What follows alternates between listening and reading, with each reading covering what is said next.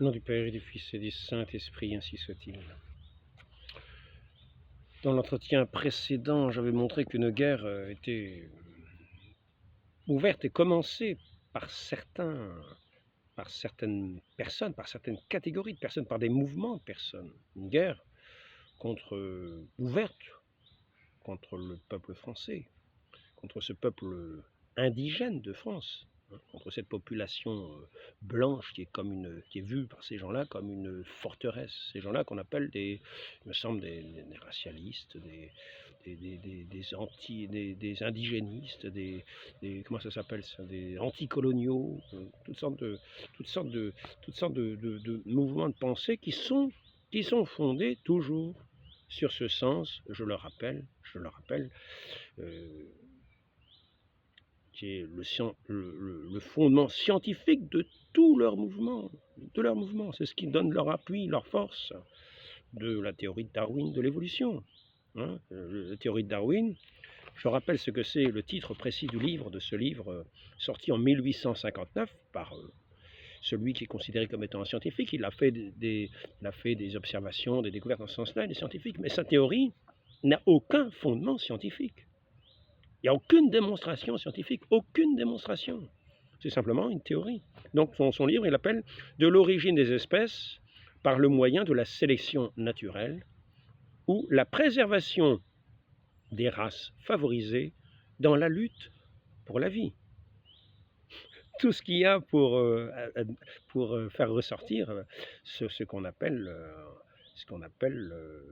qui s'appellerait être le racisme. Le racisme. J'avais copié la définition du racisme. Je ne sais même pas si je l'ai emmené avec moi. Alors c'est la meilleure, parce que là, c'était le fondement de mon entretien. C'était justement cette définition du racisme. C'est un système. Je crois bien que je ne l'ai pas pris. je croyais avoir pris tous mes petits repères pour cet entretien, et je m'aperçois que non. Je m'aperçois que non. Je vérifie encore une fois, des fois que j'ai quand même la définition avec moi, j'aimerais bien avoir la définition. Donc cette définition du racisme, en gros, elle est peut-être ici quand même, on va voir. Elle sera peut-être là, mais je ne suis pas si sûr que ça, je ne crois pas. Je crois que je l'ai tout simplement oublié. Donc c'est un système qui est établi sur le présupposé qu'il y a des races et qu'il y a une hiérarchie dans ces races. Sinon, ça s'appelle simplement une sorte de... il me semble que c'est le racialisme, c'est-à-dire on dit qu'il n'y a pas de hiérarchie entre les races. Mais cette hiérarchie, en fait, elle est en rapport avec ce que certains appellent aujourd'hui ces mouvements avec les dominants. Les dominés. Donc, nous voyons que dans cette sélection naturelle qui sert de fondement à la lutte des classes, il y a à la base comme un racisme. C'est même mis dans ce titre précis, dans ce titre,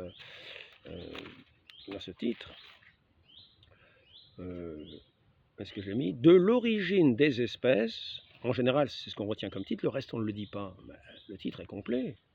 De l'origine des espèces par le moyen de la sélection naturelle ou la préservation des races favorisées dans la lutte pour la vie. Si ce n'est pas une définition en gros du racisme, c'est-à-dire une hiérarchie des races qui sont favorisées et qui sont donc à même de pouvoir se maintenir par une sélection naturelle. Je n'ai pas repris le livre, je n'ai pas relu le livre que j'avais pour référence l'autre jour, parce que ce n'est pas le sujet principal de ce que je veux dire. Je veux simplement dire le fondement de ces choses-là. Or, nous voyons que cette théorie Darwin n'est pas une science. La paléontologie, qui est l'étude aussi des fossiles, que l'on retrouve dans les différentes couches terrestres, on voit que la stratigraphie, l'étude de ces couches, ne démontre pas non plus, il n'a jamais été démontré, que les couches les plus en dessous sont plus anciennes de millions d'années, de milliards d'années, etc., ou de centaines de milliers d'années. Ça n'a jamais été démontré. Au contraire, un savant français récent, enfin, qui est sorti de Polytechnique, etc., qui a continué ensuite ses travaux, a fait des études sur justement la stratigraphie. Et il a démontré par l'expérience, c'est la première fois que ça se faisait. Et c'est dans le siècle, je crois bien que c'est la fin des années 80. peut-être même le début des années 2000, je crois que c'est la fin des années 80. Il a fait des expériences et montré que les différentes couches, qui étaient superposées les unes aux autres, les plus anciennes, bien sûr, sont arrivées avant les dernières, mais il a montré que, en gros, quand il y avait un mouvement comme ça dans les eaux, les plus lourdes allaient directement au fond et les plus légères se posaient ensuite. Ça faisait différentes strates. Donc il n'est pas question de... Et il était question de démontrer aussi que cela pouvait se faire quasi instantanément. C'est-à-dire en quelques jours, ben, les strates sont figées. Et ainsi, on peut trouver des fossiles au fond de l'eau, au fond de ces strates ou en dessus des strates, sans que ça marque une époque particulière. Mais pour ceux qui faisaient de la stratigraphie jusqu'auparavant, enfin l'étude des différentes couches, ça correspondait à différentes ères, le tertiaire, etc., machin bidule, le Crétacé. Et donc, quand on trouvait des fossiles en bas, ça voulait dire que c'était des fossiles qui avaient des millions d'années. Et on remarquait, ce qu'on remarquait, ce n'était pas qu'il y avait une évolution des fossiles, au contraire, dans cette échelle de temps de la stratigraphie, on remarquait tout simplement qu'il n'y avait pas d'évolution entre tel fossile et tel fossile. On retrouvait les mêmes sans aucune évolution. Et on n'a jamais vu, entre des espèces d'animaux gardés dans des fossiles, on n'a jamais vu une évolution, c'est-à-dire qu'il y a toujours ce qui s'appelle le chaînon manquant. La seule chose qu'on sait aujourd'hui de ces chaînons manquants qui ferait le lien entre les différentes espèces, montrer qu'il y a une évolution, c'est simplement de montrer que ces échelons manquants manquent toujours aujourd'hui. Et que par conséquent, il y a toujours cette séparation entre les espèces. Il n'y a pas une communication qui ferait qu'il y aurait comme une évolution du poisson ou du microbe ou je sais pas quoi, au tétard. Bon, le tétard devient une grenouille, mais c'est l'évolution, comme l'embryon, hein, qui est déjà un petit homme, devient, qui est comme le germe, se développe et devient très vite, prend très vite sa forme humaine dans le ventre de sa mère. On arrive dans le ventre de sa mère, et ça je l'ai appris ce matin, rien qu'en voyant le cerveau, à savoir si c'est un garçon ou une fille. Parce que justement, l'activité du cerveau est localisée davantage chez les garçons et davantage diffuse chez les filles. Et ça montre une capacité des filles, des femmes, à s'occuper un petit peu de plusieurs choses à la fois, à superviser pour s'occuper des enfants, de toutes les choses, de toutes les choses nécessaires et comment dire, de nécessité quasi quotidienne. Et une capacité que les hommes n'ont pas, mais qu'ils ont, eux, une capacité à se concentrer davantage. Et tout ça, c'est dans toute la... Mais c'est démontré, comment dire, c'est quasi scientifique, c'est une différence inscrite déjà dans les gènes, dans les hormones, mais déjà dans les gènes. Hein, par exemple, XX, XY, c'est déjà une différence. Les gens qui veulent je reviens toujours aux espèces, parce que là, bon, là, c'est les genres, nous sommes au stade des genres, mais les gens qui se déguisent en femmes, ou qui se déguisent en hommes, ou qui se mutilent, cela ne change pas que leurs chromosomes restent des chromosomes d'hommes et de femmes. Leurs gènes restent des gènes d'hommes ou des gènes de femmes. Hein, le matériel génétique, il est comme ça. Si on fait l'étude du cerveau, ça n'a pas changé leur cerveau. C'est simplement un état où les femmes se mutilent, mais sans devenir ou des hommes ou des femmes, ou sans changer de genre. Ils ne changent pas de genre. Ils restent ce qu'ils sont. Simplement, c'est comme un déguisement. Un déguisement, c'est quasiment... on ne correspond plus à... On veut un dépassement. J'ai entendu hier quelqu'un qui se plaignait de vouloir se dépasser. Quand on parlait des athlètes, hein, nous sommes à l'époque de ces Jeux Olympiques abominables. Abominables, hein. En présentation, nous avons vu un blasphème en présentation avec ce qui représentait un petit peu comme la scène du Christ, mais on voyait des drag queens, une espèce de débauche qui était offerte au monde entier comme une insulte au Dieu, une insulte à notre Dieu, au Christ, avec une espèce de coupe de Bacchus, au lieu d'avoir le saint sang, le précieux sang de notre Seigneur. Donc nous voyons que ces gens-là sont malheureusement dans une débauche de pensée, une pollution des esprits. C'est pour ça qu'on pourrait parler d'une écologie, une écologie du corps et des esprits qui serait nécessaire aujourd'hui avant de penser à dépolluer la planète. Si la planète est polluée, c'est parce que les esprits sont pollués. Il faudrait donc une écologie, comme une rééducation, mais une éducation véritable qui correspond véritablement à la vocation de l'homme et de la femme. la femme a une vocation propre et tout est fait en elle, des gènes jusqu'aux substances, comment dire, des hormones, jusque dans le physique, dans toutes les qualités physiques des uns et des autres. Les uns sont des femmes et les autres sont des hommes et ils n'ont pas les mêmes qualités, ils se complètent. Ils se complètent, ils se marient. C'est le sens du mariage, ils se marient. Ils sont faits l'un pour se compléter à l'autre, pour s'unir, pour être une seule chair, pour ne faire plus qu'un. Et oui, c'est le sens du mariage, devant Dieu, devant l'Église. C'est ainsi que cette créature, l'homme a été fait homme et femme, non pas ensemble, mais justement séparés, pour s'unir dans leur différence, pour s'unir dans cet amour en Dieu, dans ce lien d'amour de Dieu qui les unit profondément, qui font qu'ils ne sont qu'un, d'un même esprit, d'une même âme, mais en même temps avec les qualités différentes. C'est ainsi qu'ils portent du fruit et qu'ils permettent de développer la vie. Ce n'est pas autrement que cela se fait, c'est cette vie qui nous est donnée, ainsi que nous sommes faits. Il ne s'agit pas de rejeter la vie, ni ce que nous sommes. Donc revenons-en à ces études scientifiques. Il n'y a pas d'évolution d'une espèce à une autre, comme il n'y a pas d'évolution d'un sexe à l'autre. Non, un homme reste un homme, une femme reste une femme. Et ils sont faits pour être unis.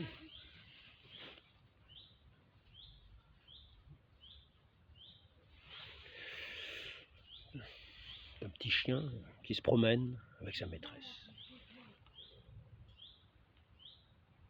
Le petit chien est très obéissant. Alors, donc, j'ai une photo, ce n'est pas une photo de famille, hein.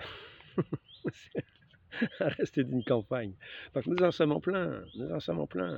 Il y a ceux qui s'appuient sur cette théorie de l'évolution qui n'est donc pas démontrée, ni dans les comment ça s'appelle, la révolution, la lutte des classes, la guerre, tout conflictualisé. Parce que ce sont des théories qui se sont développées avec Marx, un matérialisme, c'est-à-dire qu'on exclut toute idée de Dieu, tout sens de l'homme, toute idée de Dieu. C'est un pur matérialisme où le monde évolue par le conflit, par la lutte. Tout ce qui est différent lutte. Et nous voyons cette lutte qui est établie partout. C'est la lutte des combats, l'opposition. Au lieu de faire l'union que Dieu a voulu dans cette création, nous en arrivons à cette doctrine infâme, cette doctrine diabolique qui est pour la mort. Qui établit cette culture de mort, cette culture de débauche, de perte de l'esprit, d'aveuglement, de ne plus voir les choses, de n'être plus capable même de les entendre, ni de les voir telles qu'elles sont. C'est un aveuglement complet, un reniement de l'œuvre magnifique de Dieu, car ils essayent d'établir matériellement leur théorie de matérialisme. Mais ils n'y arrivent pas.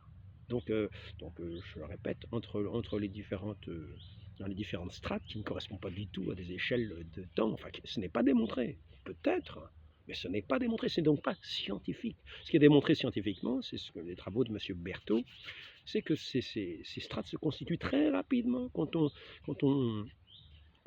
il y a des différentes densités de matériaux, les plus lourds vont au fond en premier, et ça fait différentes strates. Ouais. Donc ça se comprend fort bien. Et de plus, au sujet des fossiles, je reviens dessus, il faut savoir que quand des animaux meurent, soit ils pourrissent, soit ils sont mangés par des bêtes. En général, ils ne vont pas s'enterrer. Donc quand nous retrouvons des fossiles au fond, sous la terre, au fond de différentes strates, cela nous fait plutôt penser qu'il y a eu comme un cataclysme qui a fait un remue, qui a bouleversé, peut-être le fond des eaux ou la terre. Il y a eu un mélange de mouvements d'eau et de terre, et donc ces animaux ont été ensevelis dans la terre par ces mouvements d'eau, comme dans une avalanche. Et c'est ainsi que toute cette théorie scientifique de l'évolutionnisme n'ont pas de fondement, ni dans les gènes. Le matériel génétique, je le répète, la différence entre les espèces est à peu près de 5% dans le matériel génétique et à peu près de 0,5% entre les individus d'une même espèce. Donc maintenant, bon, tout ça pour montrer que ce fondement de Marx, qui disait appuyer sa lutte des classes sur ce sens d'une certaine manière, de lutte des espèces pour la survie. Hein. Je reprends le livre de Darwin. De l'origine des espèces par le moyen de la sélection naturelle, comme une lutte, une sélection naturelle, ou la préservation des races favorisées dans la lutte pour la vie. Comprenez? Dans la lutte pour la vie. C'est le titre du livre de Darwin, 1859. Donc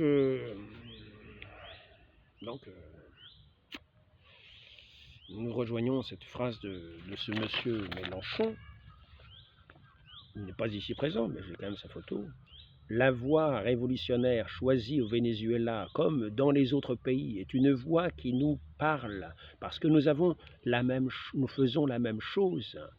C'est un cas concret de révolution. La révolution, ce n'est pas un sujet, c'est un sujet concret. C'est une stratégie qu'il faut mener, comme nous-mêmes, nous en avons une en France.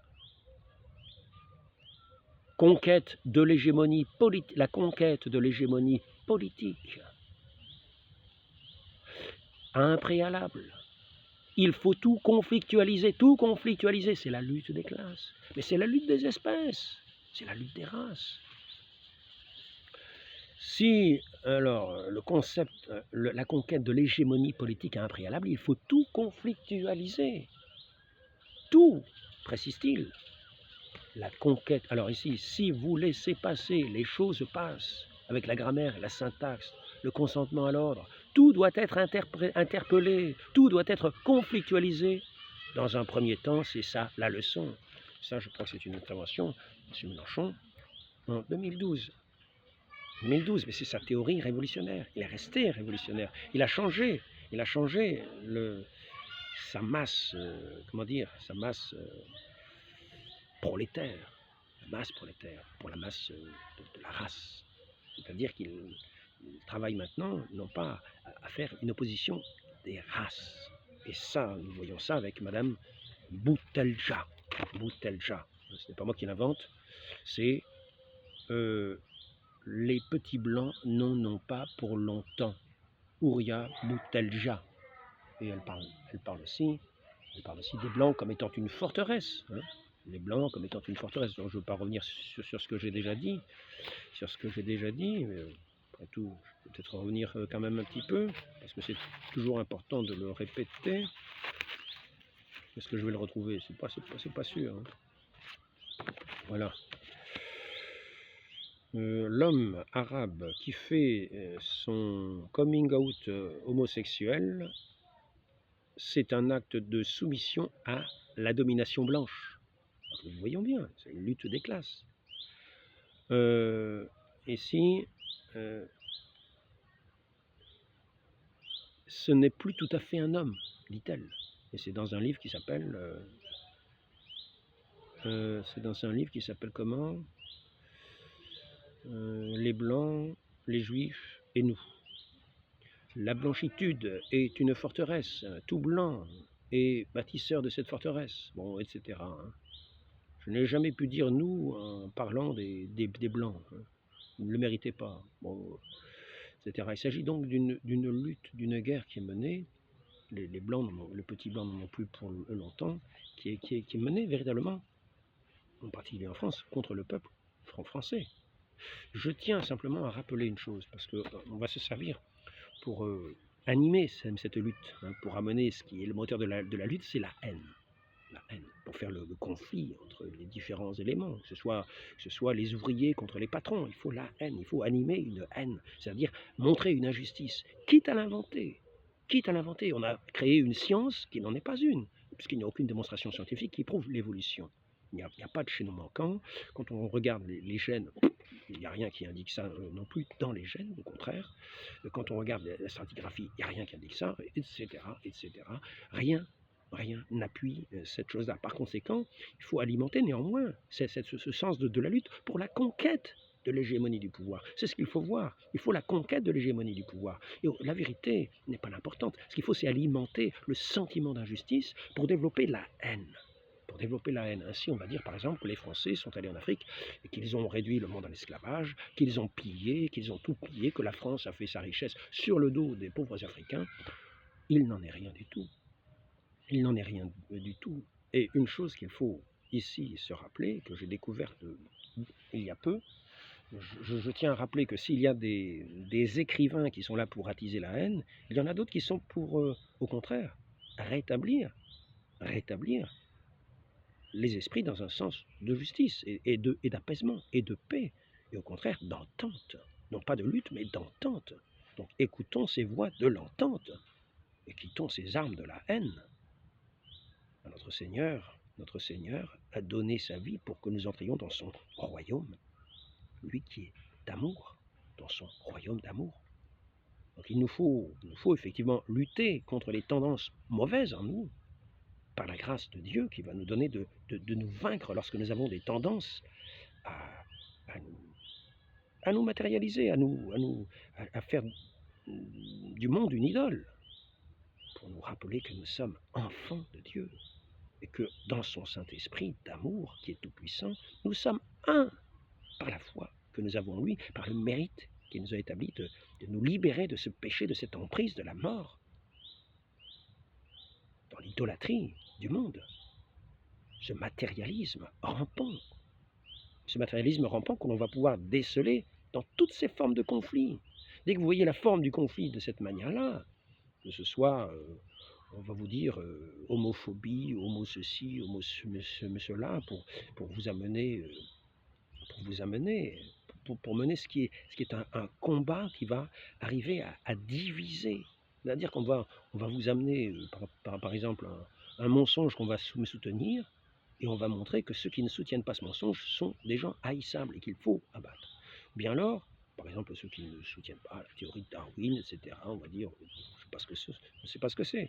Et enfin, et ensuite, après ça, la lutte des classes, c'est-à-dire le prolétariat, c'est-à-dire les ouvriers, qu'on va appeler le peuple par rapport au tyran qui était le roi. C'est toute une mythologie révolutionnaire, toute une mythologie de haine, toute une mythologie de mort. Et partout où était la révolution, l'esprit révolutionnaire de cette lutte, nous entrons dans la mort, et avec des milliers, des millions de victimes sans cesse. Mais cette haine qui veut faire croire qu'elle est une entente, qu'elle lutte contre une mésentente, mais la mésentente entre ceux qui vivent en présence, au point de ne plus se serrer la main. Ils sont juste les uns à côté des autres, mais ils sont dans la haine. Et ce n'est pas ainsi que nous pouvons vivre dans une communauté nationale, voire même internationale, entre nations. Donc je tiens à rappeler ici, par exemple, pour revenir sur ce qui est de ces genres, pour arriver à en finir avec ceux qui veulent accuser d'homophobie, ceux qui ne tombent pas dans la perversion des genres, dans cette négation des genres, dans cette négation de la création. Eh bien, je vous conseille d'écouter une conférence, ce que l'homme doit à son chromosome, René Écochard. C'est un spécialiste de ces questions de génétique, etc. Donc il y a plusieurs choses qu'il rappelle, c'est que l'homme ou la femme est déterminé dans ses gènes par ce XX, XY, comme je vous le disais tout à l'heure. Et par conséquent, même si on change les apparences, cela ne changera pas les gènes. Le matériel génétique ne changera pas. Ensuite, alors il nous parle de l'influence de la testostérone, testostérone, c'est pas facile à dire toujours. Quelquefois on le dit simplement, puis quelquefois on a plus de mal.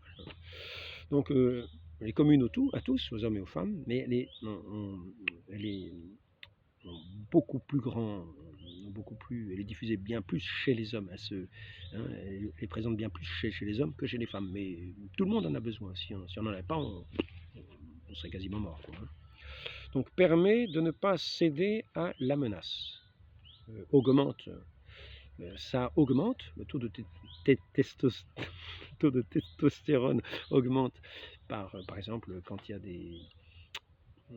des combats difficiles à mener, en cas de victoire, ce taux de testostérone augmente. Et il y a aussi, par exemple, quand on fait des grandes choses, de la même manière, il augmente, le taux augmente. On refuse qu'on empiète sur notre territoire, sur ce qui nous est propre. Hein. Le fait de refuser, ça augmente aussi le taux de testostérone. Dans l'agressivité, ça dépend du contexte. Peut augmenter la violence, mais aussi la générosité, c'est-à-dire le fait de bien faire. Plus on fait bien, plus ça augmente aussi le testostérone. Et ça augmente aussi l'aptitude à faire des dons, à donner, etc. Donc, les gens qui vivent dans la charité augmentent aussi ce taux de testostérone. Alors, les pollutions, perturbateurs endocriniens qui iraient pour la diminution de ce taux de testostérone, mais ce monsieur René Écochard nous rappelle que l'amygdale cérébrale et l'hippocampe ont aussi, par exemple pour l'amygdale cérébrale, 2000 gènes qui travaillent différemment entre l'homme et la femme. Donc la distinction tient non pas seulement à cette hormone ou à cette production d'hormones, ni simplement à ce matériel génétique XX ou XY. Ce Y qui est assez petit, paraît-il, mais qui sert un petit peu comme maître de chantier de l'organisme pour faire des développements dans l'organisme, pour informer toutes les cellules. Donc, amygdale cérébrale, 2000 gènes travaillent différemment entre l'homme et la femme, et dans l'hippocampe, c'est la même chose. Donc, exprimer ses sentiments, c'est plus difficile chez l'homme. Alors, oubliez le téléphone, oubliez une date d'anniversaire, le don. Hein, c'est un don actif de la nature. En ce sens, c'est ce que je disais tout à l'heure de la concentration. C'est cette capacité de se concentrer. C'est là je disais ça tout à l'heure, dans le cerveau, donc on arrive à reconnaître si c'est un cerveau de garçon ou de fille, déjà dans le ventre de la mère, suivant la localisation de l'activité cérébrale. Et plus diffuse chez les filles parce qu'il y a une capacité à agir plusieurs choses en même temps, alors que l'homme c'est plus dans la concentration sur certains éléments. Et, donc, je ne vais pas continuer à développer trop, mais c'est juste pour montrer cela. Donc les hormones, corps, communication, oui, c'est ça, Qu'est-ce qu'il y a d'autre, hein? Une capacité à l'écoute pour l'un, à trouver des solutions qui est davantage une efficacité mais pour l'autre, donc un côté rationnel davantage pour l'homme et un côté plutôt affectif pour la femme et qui va dans le domaine des relations, dans le domaine des relations, donc il n'a pas le même caractère. Pour ça, on peut avoir peut-être des mésententes, mais c'est surtout un caractère complémentaire. Et les deux sont nécessaires au développement de l'enfant. Donc la subjectivité, neurosciences, alors il y a le sens du beau, le sens du bien, le sens, etc., qui est déjà imprimé chez les enfants pour ce qui est le mal essentiel, par exemple de faire un mal au prochain. Déjà des enfants qui n'ont même pas l'âge de raison sentent qu'une chose est véritablement mauvaise, sentent une chose est véritablement mauvaise dès l'âge de 3 ans. Ce sont des expériences qui montrent ça. Par contre, il y a des choses qui ne sont que culturelles. Et là les enfants font la distinction. Bon, engagement, jalousie, passivité, ce sont des choses qui permettent possessivité, du moins, jalousie, possessivité, qui permettent de maintenir, quelquefois, alors que ça paraît un aspect négatif, je ne développe pas tout, mais cette union, de la maintenir, cette union entre l'homme et la femme, et de ne pas s'éparpiller dans tous les sens, dans le sens d'une fidélité. Donc tout cela, bien sûr, dans le sens de la création de Dieu. C'est lui qui fait tout ce matériel génétique, qui fait tout, et qui développe tout pour avoir un certain caractère et rendre dans le domaine matériel ce qui est d'une certaine manière correspond à des valeurs morales, à des valeurs, des capacités intellectuelles, etc. Donc ce que je voulais voir, c'était ce que je voulais... j'ai peut-être la définition là. Ah, le racisme, la définition, nous l'avons. Donc une idéologie fondée sur la croyance qu'il existe une hiérarchie entre les groupes humains, les races, donc voyons bien, voyons bien ce que dit Darwin. Si c'est pas du racisme, qu'est-ce que ça peut être? Et pourtant, toute la gauche est fondée sur ça. On va dire qu'il y a un côté peut-être féminin émotionnel, mais ce n'est pas émotionnel, c'est plutôt du domaine de l'émotivité, non pas du rationnel, ce qui est du domaine de la gauche. Le refus de voir le réel, de réfléchir avec le réel, de vouloir des réalités qui n'en sont pas. Là, c'est irrationnel. Et c'est ce divorce entre le côté homme et le côté femme qui fait que finalement on tombe dans le côté simplement irrationnel. Il faut savoir faire l'union de l'homme et de la femme, non pas le divorce. Ainsi, nous aurons à la fois le côté de l'émotivité, qui se trouve davantage chez la femme, et du côté du rationnel, davantage chez l'homme. Les deux ne font qu'un. Ils s'unissent et ils sont complémentaires. Alors donc, mais je crois bien que le divorce est consommé entre la gauche et la droite. le côté émotif, irrationnel de la gauche qui refuse même de serrer la main.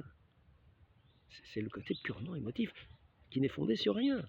Car on refuse d'entendre la réalité des faits. On refuse une réalité qui nous paraît insupportable. Parce qu'en fait, on rejette Dieu. On a la haine de Dieu. Donc il y a une séparation qu'on veut faire entre le côté matériel, c'est-à-dire on refuse d'écouter ce que dit la création, et donc on refuse d'écouter ce que dit vraiment la création, et on tombe à l'inverse, ça paraît étrange, mais dans un pur matérialisme.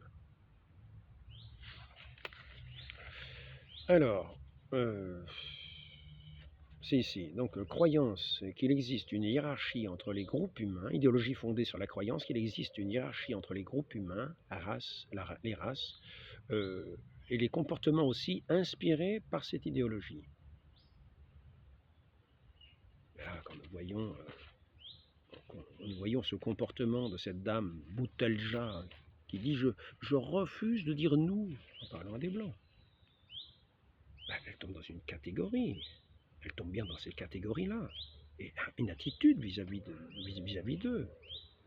Donc nous voyons bien qu'il y a un fondement raciste pour le coup. Et il ne s'agit pas de dire qu'il y a les uns dominants ou les autres pas dominants. Car le côté néfaste de cette distinction des différents éléments consiste justement non pas dans le fait de la création elle-même, qui met la différence, mais dans le cœur. Notre Seigneur nous le dit bien. Il dit, ce n'est pas ce qui rentre dans la bouche qui est impur. Ce ne sont pas les aliments qui sont impurs. C'est ce qui sort de la bouche de l'homme, c'est-à-dire de son cœur. Cette haine. Ça, c'est mauvais. Ça, c'est impur. Mais ce qui rentre par la bouche, les distinctions éventuellement entre les races ou les peuples, n'a rien d'impur. C'est simplement l'attitude intérieure que nous avons.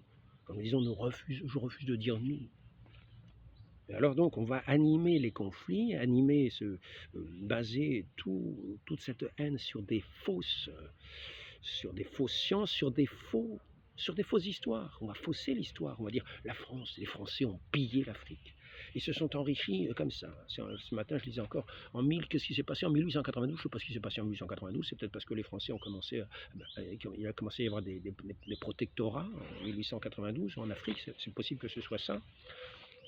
Et là, c'est là que c'est intéressant de remettre la paix, de remettre, pour ceux qui m'écoutent, et j'espère, parce que là, j'ai vraiment une bonne nouvelle à dire. Là, j'ai vraiment une bonne nouvelle à dire, parce que j'ai fait une découverte par ce monsieur, cet autre monsieur, donc je vous ai dit, il y a tellement de gens intéressants à entendre. Là, je vous parlais de René Écochard, mais il y a aussi, par exemple, au sujet de cette théorie de l'évolution, là c'est M. Dominique Tassot qui est très intéressant. En particulier, il a fait une vidéo qui s'appelle La Terre a-t-elle plus de 10 000 ans? C'est très intéressant à entendre parce que ça montre le côté, le manque d'appui scientifique de toutes les théories que nous avons de l'évolution. Il en parle très très bien. Et un troisième élément, c'est haine du blanc et monde noir. Et là, c'est un monsieur qui s'appelle Monsieur Kaku Ernest Tigori. Alors lui, il est très intéressant parce qu'il nous parle justement de cette relation qu'il y a entre la civilisation occidentale et le continent africain. Comment cela s'est passé dès le début? Comment il y a eu cette rencontre des peuples? J'espère que j'en ai le papier qui correspond. Là.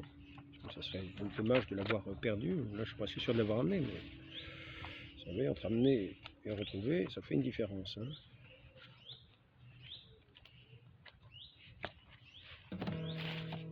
En tout cas, la première chose qu'il nous a dite, pour rétablir une vérité au sujet de ce qu'on dit, la France a pillé, etc., etc. La France a réduit en esclavage le peuple africain, et l'a exploité, a exploité les Africains, a exploité l'Afrique. Je peux vous dire en gros son message, parce que malheureusement je n'ai pas amené avec moi la référence, donc je suis vraiment mutation. Non, j'ai rien amené, je suis lui les mains dans les poches, pour ainsi dire. C'est bien dommage. Oui, donc, mais c'est pas grave. Donc, il nous disait qu'en 1958, tenez-vous bien, parce que c'est... Moi, ça peut nous aider à changer la perspective. Nous voyons qu'il y a tous ceux qui sont attachés à développer cette lutte, ce conflit, pour arriver à cette hégémonie politique, en gros, ce qu'on appelle l'islamo-gauchisme, le fait pour la destruction du peuple français, son asservissement ou son anéantissement. Nous avons vu ce qui s'est passé dans l'histoire, afin finalement de donner l'hégémonie, en gros, à l'islam. C'est quand même de ça qu'il est question. C'est quand même de ça, en gros, qu'il est question, puisqu'on s'appuie sur ces Mesem Jam Boutedja, Ouria, je crois, Ouria Boutedja, qui, les petits blancs n'en ont plus pour longtemps. Voter RN, c'est faire un acte de guerre contre les Noirs et les Arabes, acte de guerre contre un semblable du point de vue de la classe et un dissemblable du point de vue de la race. Vous voyez, elle parle bien de ce conflit de race. Me voilà. Donc ce monsieur Kaki Ernest, Monsieur Kaki Ernest Tigori, il nous dit la chose suivante. L'Afrique n'a pas attendu que les pays européens arrivent à leur contact pour connaître l'esclavage. Il dit par exemple ici, en 1325, le roi du Mali a amené à la Mecque avec lui 10 000 esclaves à vendre. À ce moment-là, il dit, le peuple européen n'était pas encore en contact comme cela avec cette Afrique au Mali en tout cas. Le roi du Dahomey vendait 10 000 esclaves par an au XVIIIe siècle. La fin du XIXe siècle, début du XXe siècle, les Occidentaux, la fin du XVIIIe siècle au début du XIXe siècle, les Occidentaux arrêtent la traite. Et l'interdisent. C'est pour ça que nous avons des villes comme Libreville ou comme Freetown. Parce que là, on ramène les esclaves et on interdit dans ces ports, dans ces villes, on interdit la vente, le commerce des esclaves. On l'interdit. Alors qu'elle est pratiquée dans toute l'Afrique. L'esclavage est pratiqué dans toute l'Afrique. Parce que l'esclavage, ça a toujours été de partout. Les tribus vaincues sont réduites en esclavage, sont vendues. C'est un butin de guerre. Ça s'est toujours vu, ça s'est toujours fait. Aussi, ces pays européens, ce ne sont pas des pays européens, ce sont des marchands qui faisaient ce marchandage. Ils allaient sur les côtes africaines et ils achetaient des esclaves que certaines tribus africaines avaient rendus captifs pour faire le commerce. Ce ne sont pas les Européens qui en particulier ont développé cela. Mais ce que je voudrais dire, c'est que par contre, quand on a mis fin à cet esclavage, il y a eu ce contact commercial qui est resté entre les peuples européens et le peuple d'Afrique. Et, et donc, eh bien, on a vu qu'en fait, il y avait beaucoup de populations qui se battaient pour aller sur ces comptoirs où il y avait ces échanges. Parce qu'on avait vu que c'était fructueux pour tout le monde, que tout le monde en tirait un profit de ces échanges économiques. Et par conséquent, au lieu de se taper dessus, ce que ces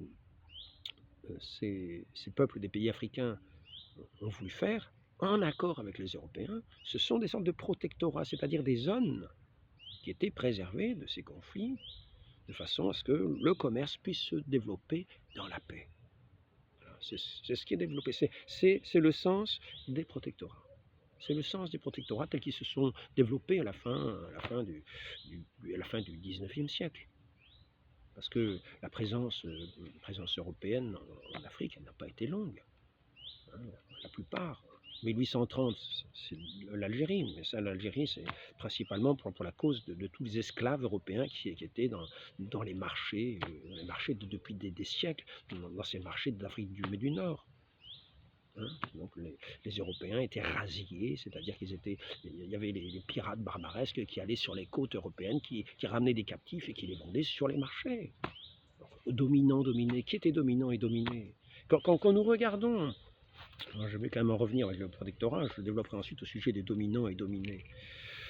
Parce qu'il y a des lois dans certains pays qui réduisent les populations qui ne sont pas de leur genre à être des sous-classes. Des sous-classes. On les appelle les dhimmis. Les dhimmis, ça c'est depuis le début de l'islam. Donc je vous montrerai quelques traits caractéristiques de la dhimitude, écrits dans des lois qui sortent encore aujourd'hui, qui sont publiées aujourd'hui, qui pourraient être dans certains pays. Donc Libreville, Fredericton, les esclaves sont ramenés. Pendant tout le 19e siècle, ce sont les Blancs qui vont se battre pour arrêter l'esclavagisme en Afrique. Donc on établit, alors là il y a les protectorats, c'est ce que je disais à l'instant au sujet du commerce. La colonisation, ce qu'on appelle la colonisation, commence à la fin du 19e siècle. C'est pour ça que cette dame, elle parlait de 1892, j'imagine. Mais c'est à la demande des chefs africains. Parce que quand ils ont vu qu'au bord des côtes, ça faisait un tel bienfait, cet échange entre les différents pays européens entre les différents pays européens et comment ça s'appelle, et les pays africains, que ça faisait un tel bienfait qu'ils ont voulu l'étendre aux autres pays. Et donc ce sont des chefs africains qui demandaient, par exemple, à un moment, il y a par exemple un chef africain qui va demander un protectorat à la France. Et la France ne répond même pas. Alors ils vont demander aux Allemands. Parce que c'est un bienfait pour ces partis. Pourquoi les Français n'ont pas répondu, je n'en sais rien. En tout cas, là, je dois dire, j'ai eu vraiment une grande surprise et qui m'a fait très plaisir. Parce qu'on est loin de cette haine que certains développent au nom de ces principes gauchos, communistes, qui développent les haines de partout, qui développent les conflits de partout, parce que c'est leur principe matérialiste, le conflit. Le monde se fait par le conflit. Donc il faut attiser les conflits, quitte à mettre les mensonges, quitte à mettre les injustices, quitte à les inventer, quitte à dire que la France a pillé l'Afrique. Ce n'est pas du tout le cas. Ce n'est pas du tout le cas. Et donc, les siècles d'échange, le protectorat sont une entente pour que chacun puisse tirer profit de ces échanges commerciaux africains et européens. C'est une garantie, un accord. Au XIXe siècle, l'esclavage est fini et les bienfaits des protectorats sont reconnus. Et c'est là donc que commencent ces histoires avec ce qu'on appelle les empires coloniaux, qui sont en fait un accord entre les pays africains et les pays européens. Et c'est ainsi qu'en 1958, et ça c'est une date à retenir, 1858, alors je vous demande de bien écouter, parce que là ça ne va pas du tout dans le sens de ce que disent les anticoloniaux, les machins bidules, les communistes et tous ceux qui sont pour la lutte et la haine, et le développement de la guerre, et faire la guerre à la France, et faire la guerre au peuple français pour mettre l'hégémonie sur lui, pour l'écraser et dire qu'il n'y en a plus longtemps pour les petits blancs. Alors là, c'est une bonne nouvelle, et je la dis parce que ça doit nous faire réfléchir, doit l'entrer profondément en notre esprit. Malheureusement, c'est quelque chose qui a été ensuite sali par tous ces mouvements anticoloniaux, machin bidule, c'est qu'il y a eu un référendum en 1958 proposé par le général de Gaulle pour savoir si les peuples africains voulaient rester avec la France, oui ou non. Et la réponse a été que 90% des Africains voulaient rester avec la France. Ils n'ont pas été écoutés. Tous ceux qui parlaient de l'anticolonialisme, ils étaient en lien avec Moscou, dans le sens communiste, dans le sens toujours de cette chose, le pillage, le machin bidule, etc., etc. Mais 90% des Africains voulaient rester avec la France. Donc retenons bien cela. Il y avait une amitié. Ce n'était pas une haine, c'était une amitié. Il y avait un commerce non pas lutte des classes, un commerce. Quand je dis un commerce, c'est un bon commerce. Hein, quand on dit il a un bon commerce, on a plaisir à parler avec lui. Il y avait une bonne entente. Il y avait une quasi bonne entente, quasi générale. 90% des Africains ont voulu que la France reste présente en Afrique, et avec cet empire français, de ce qu'on appelait l'empire français. Donc ne disons pas ne faisons pas dire l'inverse, que la France était là pour piller, que la France a réduit en esclavage tous ces gens-là. Non. Il y avait un respect mutuel. Il y avait une entente. Donc certaines forces très négatives, certaines forces qui sont toujours là pour démolir, ont réduit la Russie en ruine, l'Empire russe, qui l'ont réduit en esclavage ou à la mort, des millions et des millions de victimes qui ont terrassé le royaume de France avec ses millions de victimes, 2 millions de morts pour la Révolution et l'Empire, sans compter tous les désastres architecturaux, toutes les horreurs, tous les reniements, tout le blasphème, tous les blasphèmes avec ces cérémonies où vous voyez cette déesse de la raison qui mettait sous ses pieds la croix du Christ, qui l'a brisée. Et là, nous avons vu encore avec ces Jeux Olympiques une abomination de ce genre. La tête de Marie-Antoinette qui flottait seule sur l'eau, comme un spectacle extraordinaire mondial. Nous avons apporté la révolution. L'horreur, cette lutte déjà des classes avant l'heure, cette haine qui vient d'on ne sait où. Si, on sait d'où vient la haine, car l'homicide de l'origine, c'est le diable. Faisons très attention, c'est celui qui rejette Dieu, qui met la division, qui met la haine. Donc sachons le reconnaître sous toutes ses formes. Là où on veut imposer une manière de faire, en disant oui, ce sont des phobies, etc., machin bidule, sachons les reconnaître et n'entrons pas dans ces mouvements. Laissons-les de côté. Préservons nos cœurs de cette engeance de vipère. Quand je dis engeance de vipère, c'est parce que c'est la descendance du serpent, c'est-à-dire de cet esprit de haine qu'il diffuse et dont il veut nous mordre au talon pour nous faire périr à la grâce de Dieu. Donc, préservons-nous, écrasons la tête du serpent dès qu'on la voit, sous toutes ses formes actuelles. Et donc, par exemple, pour en revenir, dominant mais dominé, parce que il est question de ça, eh bien, je vais vous dire quelques petites listes de ce qui se passait, par exemple, de ce qui se passe toujours, comme règle avec nos chers... j'espère que je l'ai vraiment amené cette fois-ci.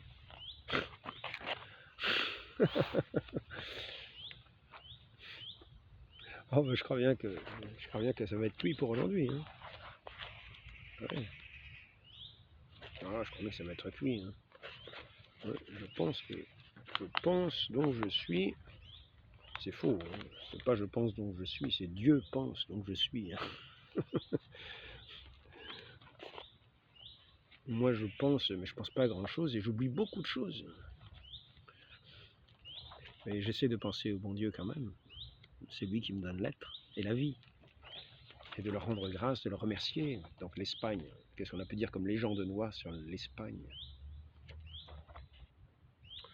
Alors le chromosome on l'a vu, voilà, c'est peut-être ici, ça va être trop bien écrit peut-être, parce qu'en général j'écris comme un cochon, et hier je me suis appliqué à bien écrire, mais je vois que c'est un travail tout à fait inutile. Donc je vais vous citer de mémoire certaines choses, puisque je ne trouve pas.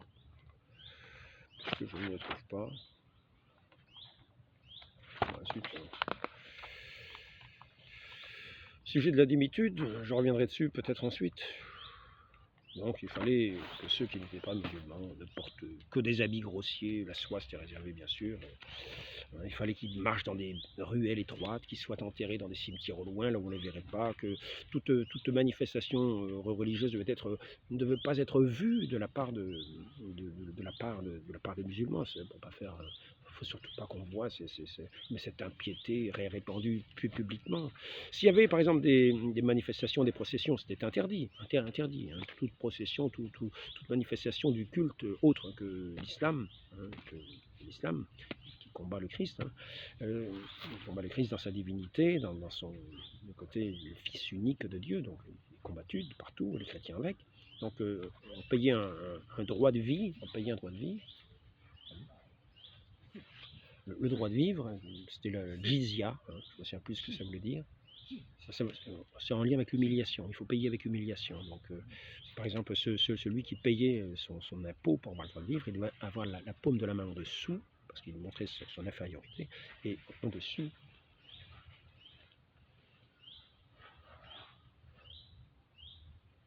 Donc il fallait qu'il ait la main en dessous, mais tout était dans ce sens-là, c'est-à-dire que c'était un droit de vie, mais un droit de vie en humiliation permanente. Il fallait avoir une corde grossière, là, il fallait avoir il fallait pas avoir les cheveux longs, il fallait ne pas avoir de barbe, on ne pouvait pas porter de barbe, il fallait ne pas avoir de chevaux, il fallait avoir au plus un mulet dans l'autorisation, un mulet mais sans arrachement.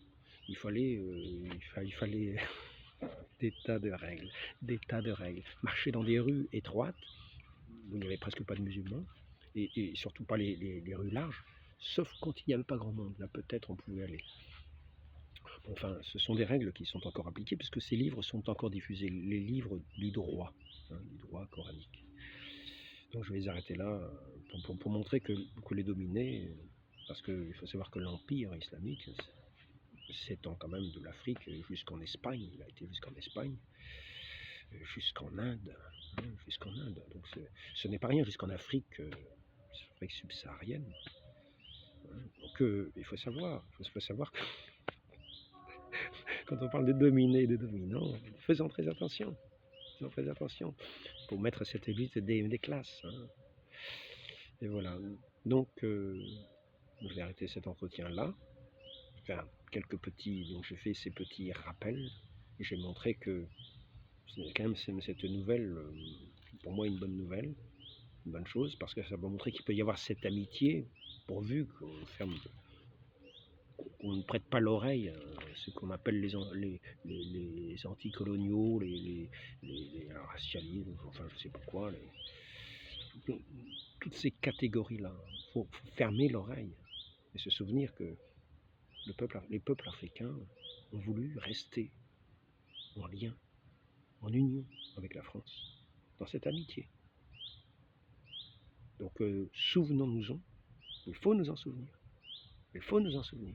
Il faut faire la distinction avec ceux qui viennent avec cette volonté en disant les petits blancs n'en ont plus pour longtemps.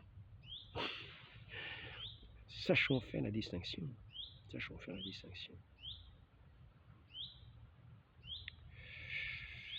ne sais pas si cet entretien a eu une quelconque utilité. Voilà. Demandons la grâce à très sainte Vierge Marie, de ne pas mettre la division partout entre les peuples, mais au contraire de travailler aux bons échanges, un commerce respectueux, équitable, non seulement d'argent, mais un commerce.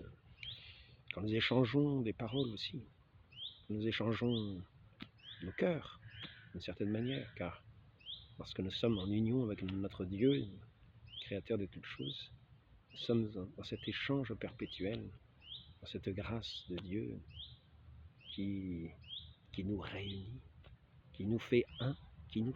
Alors, montrons-le par les gestes, montrons-le par nos paroles, par ce commerce aimable, non pas par ces haines et ces divisions, par ce rejet de Dieu.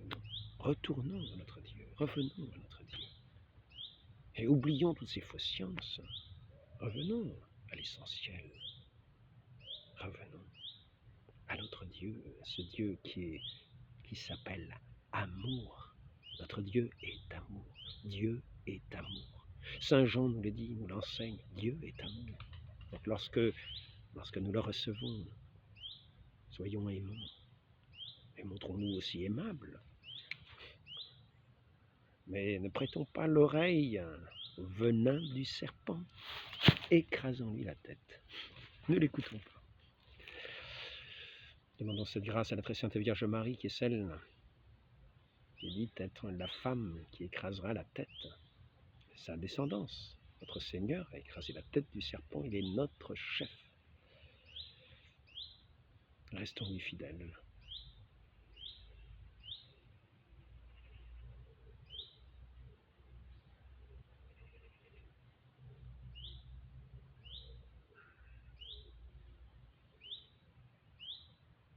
Ayons ce commerce agréable avec tous les peuples. Sans oublier d'annoncer l'Évangile, sans forcer, mais d'annoncer, de dire cette parole, de faire briller la lumière.